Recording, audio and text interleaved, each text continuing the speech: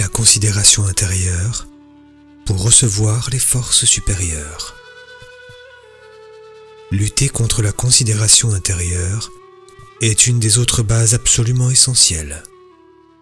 Quand tu commences à penser négativement, le fait de te laisser aller à ce train de pensée est un blocage. À un moment, sur le chemin, tu ne peux pas te permettre de te laisser aller à des considérations intérieures.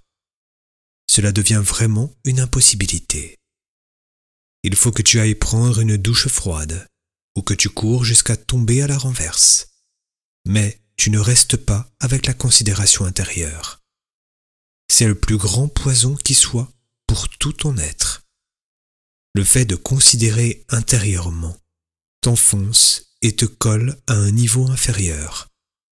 Et il va te falloir beaucoup de temps et de travail pour en sortir. Lutter à mort contre les considérations intérieures n'est pas un travail qu'on peut décider de faire ou de ne pas faire. Ce n'est pas un travail facultatif, pas plus que le travail sur la non-manifestation des émotions négatives. Il s'agit absolument d'arrêter, et on ne lâche pas avant d'en être sorti. La non-pratique de ces deux bases absolument essentielles explique le non-progrès de beaucoup. On peut même considérer qu'on n'est pas sur le chemin tant qu'on ne fait pas ce double travail.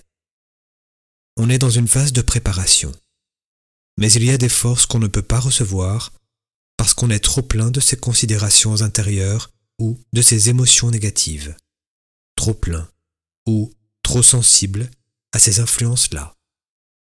Ce qui fait que toutes sortes de forces sont là comme en attente, mais on ne peut pas les recevoir parce qu'on est sujet à d'autres influences. Pire encore, si on recevait ces forces, elles finiraient par nourrir encore davantage ces émotions négatives et ces considérations intérieures, justement parce qu'on ne les maîtrise pas assez.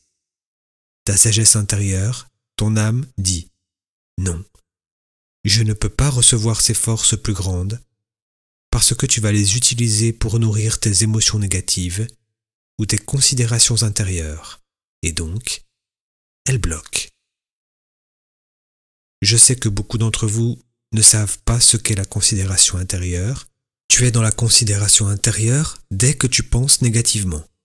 Voilà une définition simple, mais il y a l'autre aspect, stopper le bavardage intérieur et la rêverie.